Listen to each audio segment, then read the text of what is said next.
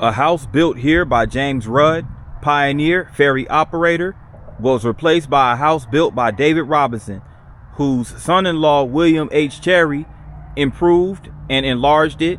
Major General C.F. Smith, Federal Army commander, had headquarters here, where he died and was succeeded by Major General U.S. Grant, or Ulysses S. Grant, Major Don Carlos Buell, and commanding Federal Army of the Ohio, also used it for a short while. Major General W.H. Wallace, mortally wounded at Shiloh, died here. And this is the historic Cherry Mansion on the banks of the Tennessee River, Savannah, Tennessee. Let's go.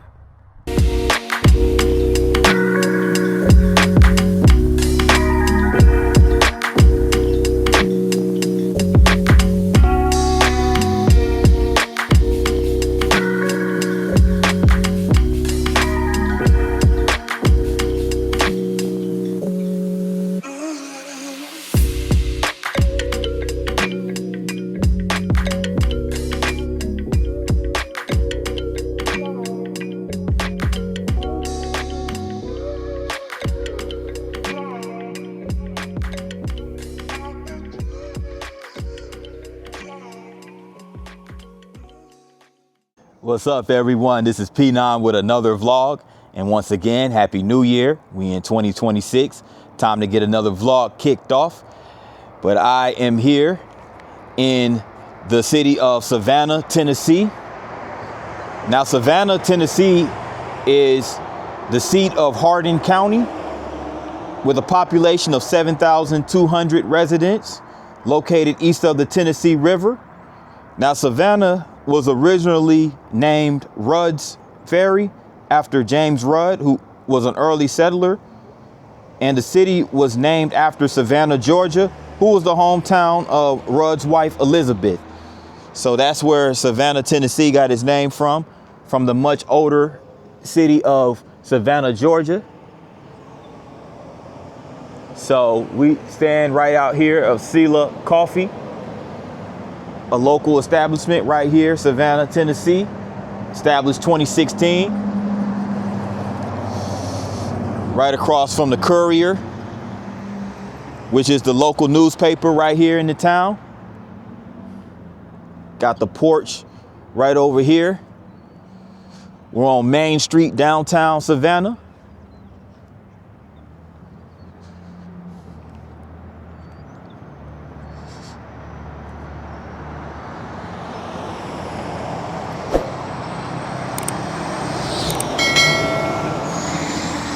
So there's an auction, antique auction right across the street. And with the again, with the county seat being right here in Hardin County, the county courthouse is located right here in the town. We're about to see the courthouse in just a minute. So this is New Year's Day. A lot of establishments, I would imagine, would be closed today.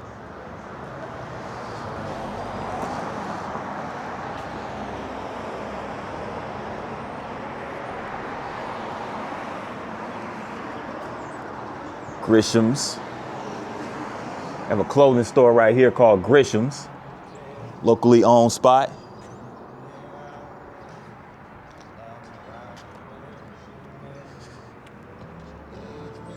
Go ahead and cross over here.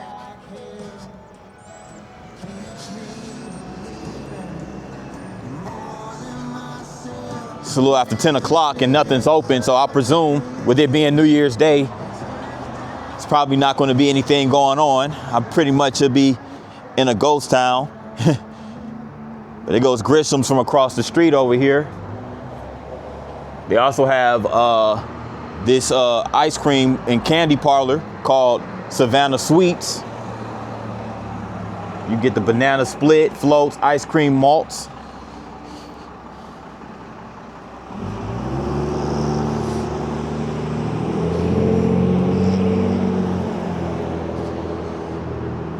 So a lot of locally owned establishments here.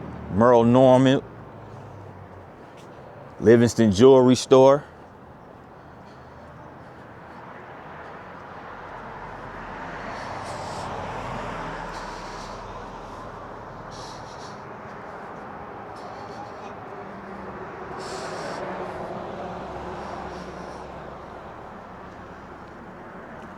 And here's a mural right here. Illustrates the city of Savannah, Tennessee. So similar to how Savannah, Georgia is, Savannah, Tennessee is a river city. It's located, again, east of the Tennessee River. Illustrates the Civil War history, musical history here. So it was also the site of the Battle of Shiloh. And this mural was done by, I think it says RBR Own. So nice mural. Shout out to RBR Own for this nice mural.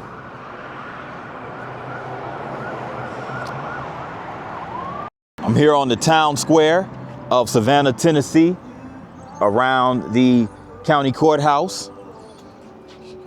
See the string lights up here.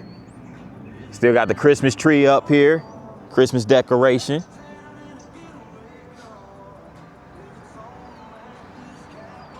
So this is right along, again, the square. So you're going to see a lot of buildings surrounding the courthouse.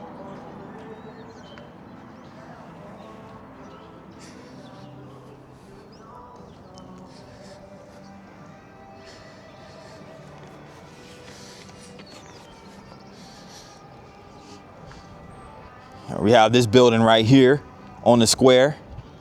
It has a law firm right here in this building, which was built in 1896. And this is the courthouse annex building.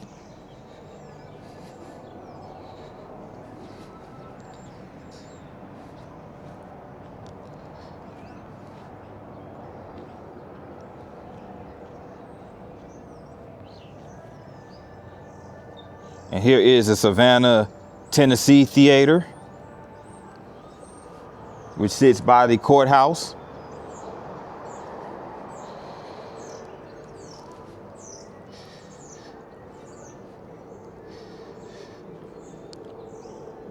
So this venue hosts local live performance plays and live music.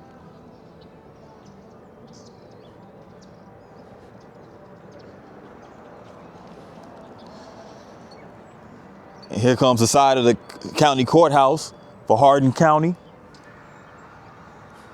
I'm gonna go back over here so I can go around to the front.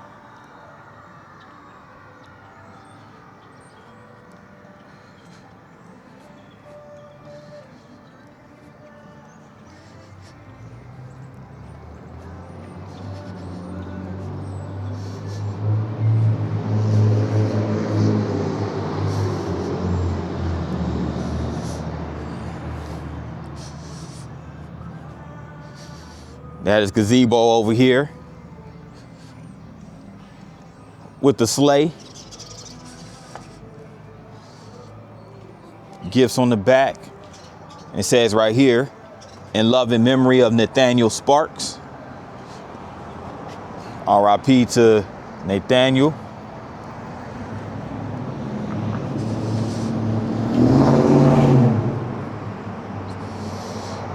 Right here on the courthouse grounds, you have this memorial right here for all the local men of Hardin County, served in the Korean War, Vietnam War.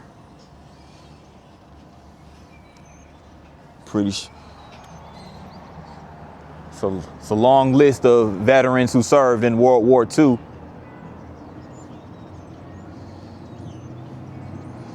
Here's the ones that got the Congressional Medal of Honor.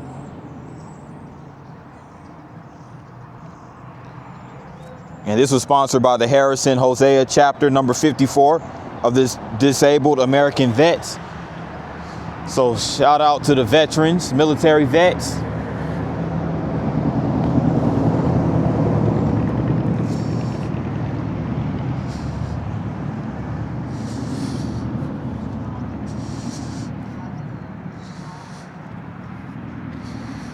And here's the front of the courthouse. Again, you see two nutcrackers standing in the front of the courthouse. Courthouse steps right here.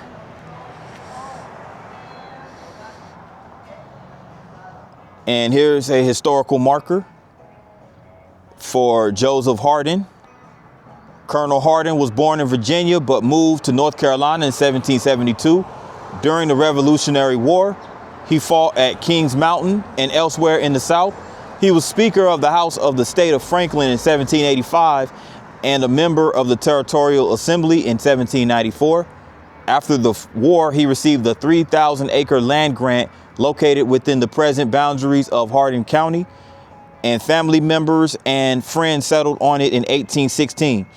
The county, created in 1819, was named for him. So this is a marker in respect to Joseph Hardin, memory of Joseph Hardin. Here's another look at the county courthouse from this view.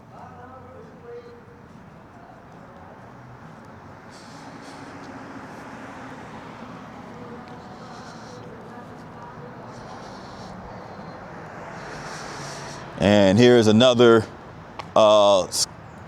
marker. This is for the Confederate Sons of Confederate Veterans, erected in 1995, but the Sons of Confederate Veterans was established in 1896. So, of course, they're going to pay homage to the Confederate soldiers of Hardin County who fought, died, and suffered during the war between the states, aka the Civil War, 1861 to 1865.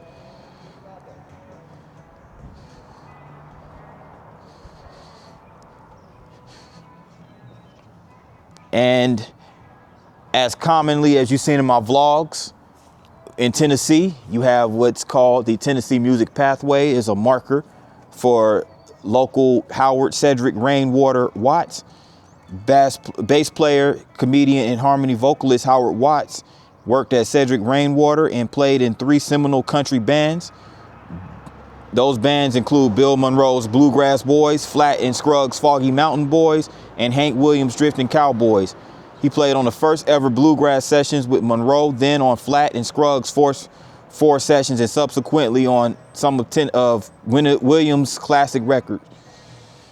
So Howard Watts was born in Monticello, Florida in 1913, but as time went on, he would eventually, when he got to be in his late 20s, he joined a band and traveled to Nashville, and he joined band leader Paul Howard, and he performed music and comedy in Florida as Arizona Slim. But when he joined bluegrass patriarch Bill Monroe, he switched from guitar to upright acoustic bass and adopted the name of Cedric Rainwater. So he played with Hank Williams back in the day. He played with Hank Williams. He worked with him a lot, you know. So it was kind of like a merger of bluegrass and country music, which is practically the same thing, really, when you think about it. But yeah, Watts was elected to the IBMA, the International Bluegrass Music Association Hall of Fame, and he was elected almost 40 years after his death in 1970. So RIP to, and shout out to Howard Cedric Rainwater Watts. Wanted to get that little history in there. And they also have a visitors bureau, which also functions as it's a Tennessee River Museum, but it functions as a visitor convention and visitors bureau. So there it is right there.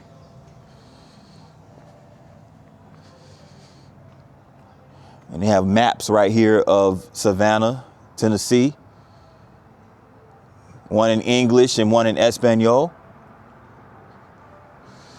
So this building was built in 1939 with Louis Simon as a supervising architect and Neil Mellick as a supervising engineer.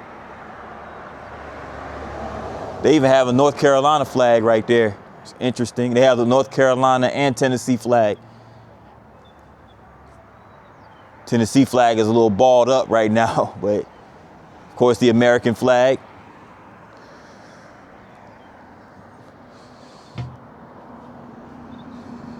And then you have the Savannah Motel over here.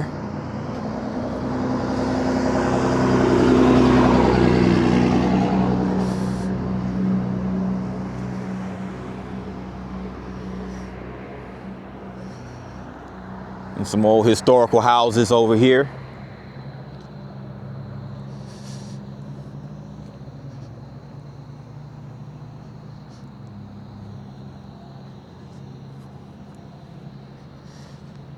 So this route is over here on the Trail of Tears, on the Trail of Tears route.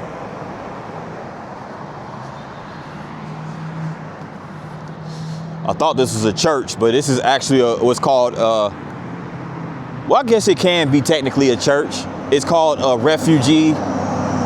It's a refuge center. So it actually is a church, excuse me.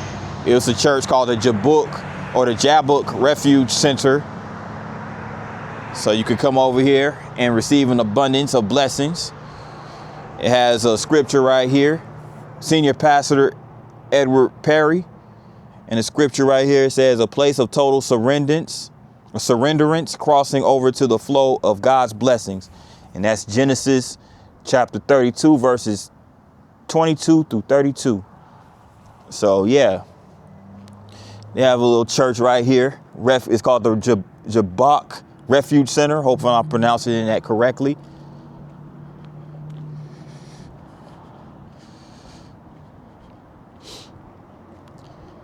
And you have this Hickory Pit.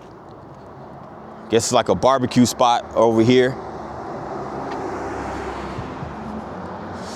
You have an overpass over there straight ahead.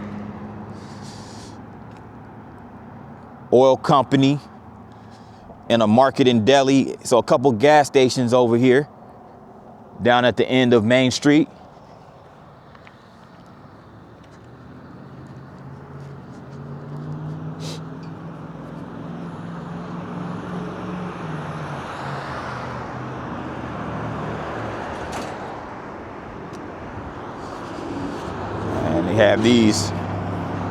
They have these cannons right here commemorating this particular site as a battleground of the Civil War. So I guess all that's the ammo right there, and the artillery tanks, or the cannons, I should say. So typical of the South, they're very big on the Civil War culture and artifacts and things of that nature.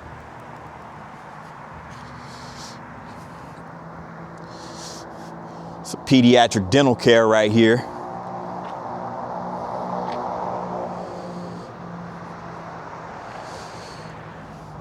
And here comes a marker with more Civil War history. This talks about war coming to Savannah, Tennessee. And this happened in 1862 when the pro-Union citizens of Savannah turned out to greet the 40th Illinois Infantry, the vanguard of a 40,000-man Union invasion force. Residents cheered as the Illinois troops trudged off the steamer Golden Gate, formed into ranks, and marched up to the slope into town. Within the week, the Union flotilla of more than 80 steamboats would crowd the banks of the Tennessee above and below the town. So I guess the town of Savannah, Tennessee sits above the river a little bit. It's a little bit elevated. And yeah, for the next 3 months, federal troops occupied the town. Union Major General Ulysses S. Grant made his headquarters at the home of William Harold Cherry, aka the Cherry Mansion. That's the Cherry Mansion right there. This is where Grant's headquarters were from March 17th to April 16th, 1862. And this is a rare antebellum structure in Savannah. The house stands a mile and a half, or a quarter mile, I should say, a quarter mile west on Main Street to your right. So yeah, so we're gonna actually stop by to see the actual building. And then here's Ulysses S. Grant himself. When I was restored to my command, I founded on the Tennessee River part in Savannah and part at Pittsburgh Landing. I generally spent the day at Pittsburgh and returned by boat to Savannah in the evening. Again, that's the General Ulysses S. Grant. So yeah, a marker commemorating the Civil War history. Ulysses S. Grant pioneered right here in Savannah, Tennessee. And I guess this building right here is where you could, I guess this is like a quilting slash, like a needle arts spot. So I guess you can get a quilt for those that are, you know, artistic and into threading and yarns and all that type of stuff. Needling, you can get that done right here. It says the book rest, whatever that means. But yep, this is what I have thus far of Savannah, Tennessee. Got a little bit more, so stay tuned. I'm in front of the Savannah Market. This is a brick building. I'm not quite sure what the Savannah Market is, but I guess I'll find out soon enough. But before I make my way down there, I want to check out this really nice mural right here. You know, I love murals. And this one right here is rather colorful. And the artist is Derek Cortez. And this was also sponsored by the Tennessee Arts Commission. So shout out to artist Derek Cortez. It's a really nice, colorful art piece illustrating the history of Savannah, Tennessee. That looks like a mansion right there that sits, you know, presumably Cherry Mansion, that sits alongside the Tennessee River. There goes the steamboat right there. Beautiful clouds. Sits up on the hills a little bit. There goes the military tanks. There goes the musical stage right there. So there goes, it illustrates the musical culture right here in Savannah. You also have a fountain right there. And this looks like a map or some type of, you know, kind of like an outline of the journey through Savannah, Tennessee during the pioneer times, you know, Native American times and then and whatnot. You can see the river run through there. And there goes old school Savannah, Tennessee. And also it goes a fish. It's a really nice mural, really colorful. Really colorful. It sits right here by the Savannah Market. Now, that Savannah Market building right there looks pretty modern. It looks like a modern brick building. So I'm guessing this is more kind of like a more modern developed park area, if you will. You see these little shacks right here. Little sheds, or whatever you want to call them, right over here with the Christmas colors. You have this really big pavilion right here. Of course, it has the Christmas tree, the lights still up.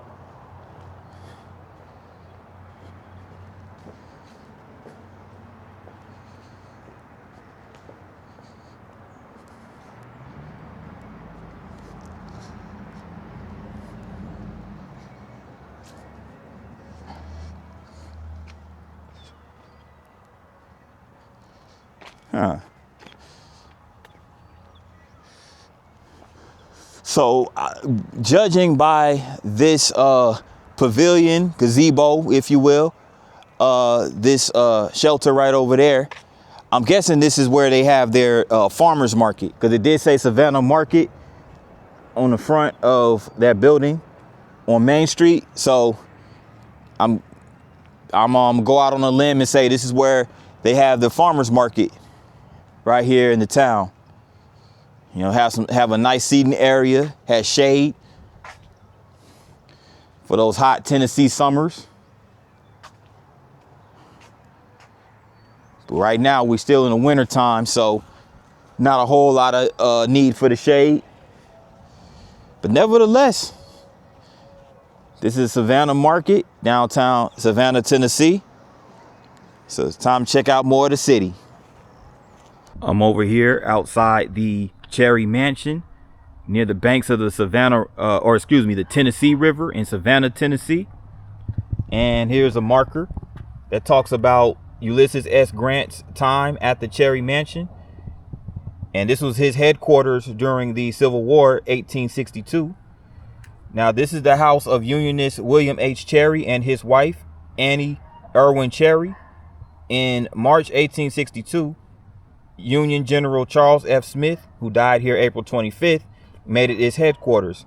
On March 17th, at Cherry's request, General Ulysses S. Grant established his headquarters here while awaited General Don Carlos Buell's army, which was marching overland from Nashville.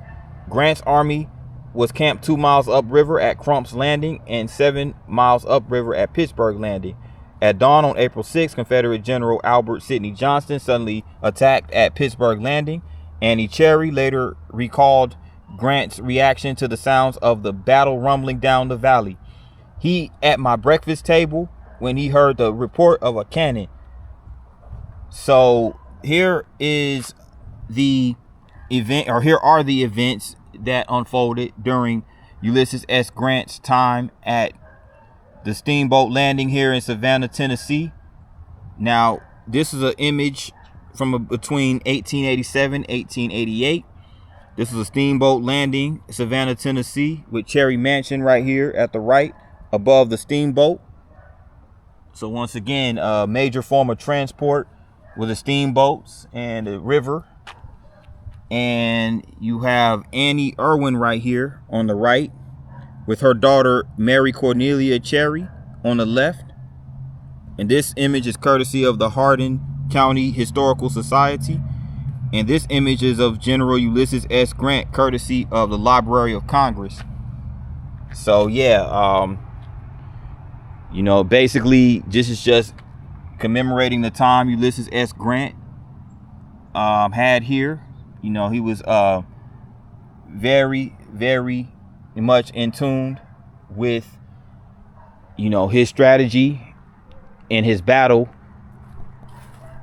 as the Union leader of the Civil War, Union Army. So we're about to walk down this way. This is the actual Tennessee River right here. Right here on the banks of the river.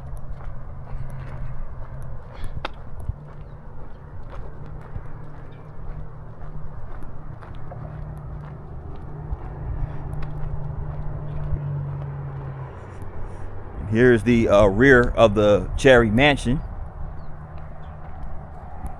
as it sits on a hill overlooking the Tennessee River.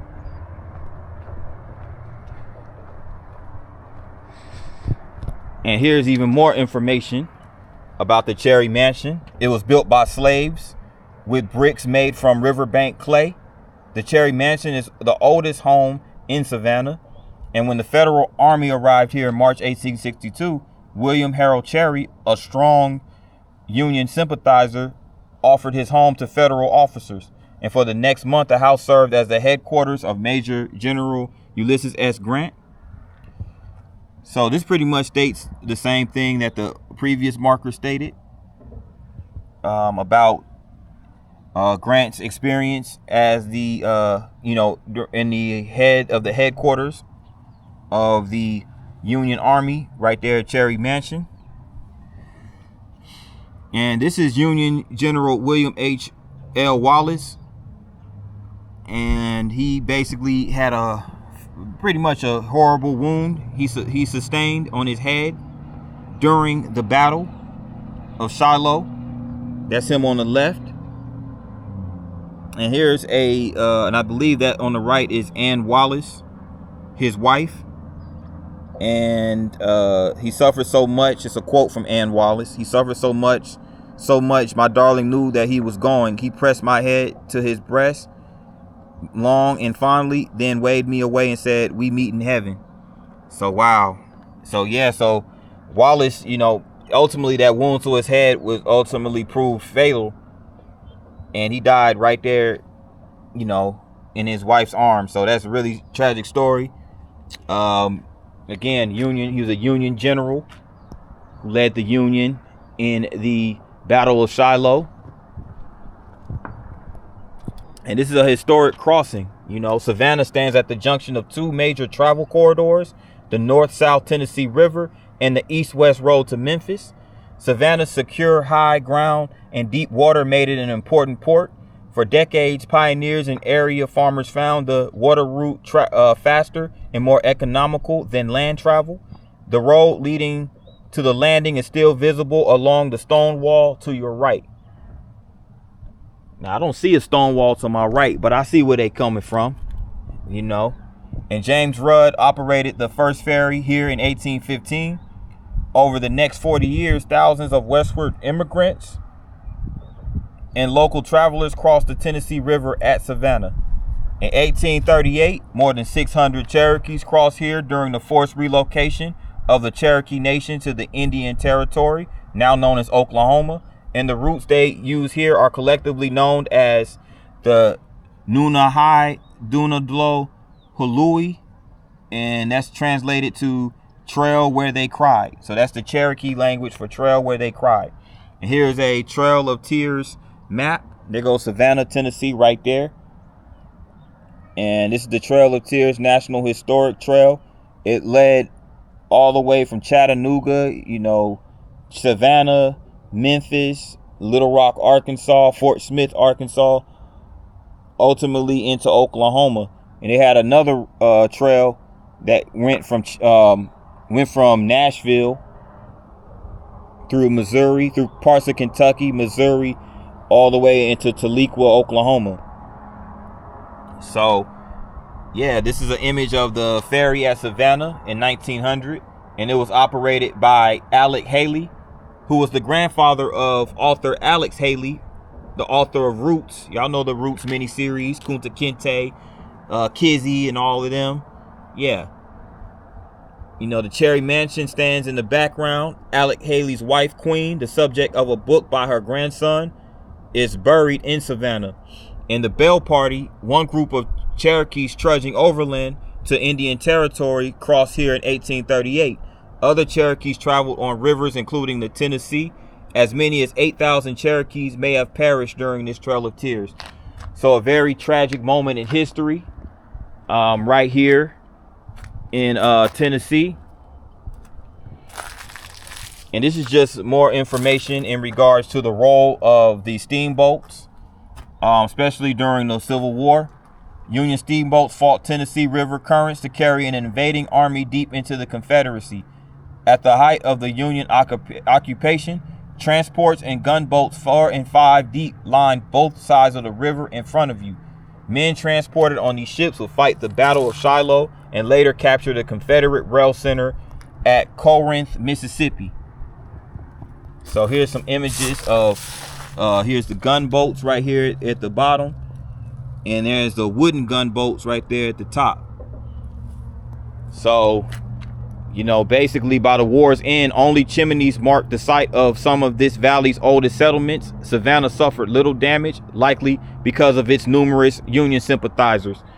So, much like Savannah, Georgia, Savannah, Tennessee was a major trading port right here. So they both have similarities in that regard. So shout out Savannah, Georgia, aka Seaport. So with that in mind, good people, this concludes this vlog right here in Savannah, Tennessee. I really learned a lot, and I hope you guys learned a lot as well. And it's a very scenic city right here in Tennessee. So come check it out. If you made it this far, make sure you hit that like button. Also, if you're new to the channel, make sure you hit the subscribe button along with the notification bell. That way you get notified each and every time I drop a new vlog. And once again, just remember this, make yourself a pact that you're going to stay spiritually intact. And if your mind goes out of whack, your thoughts go out of whack, remember, God got your back. So with that in mind, P9 Travel Vlogs once again signing off. Peace. See you on the next one.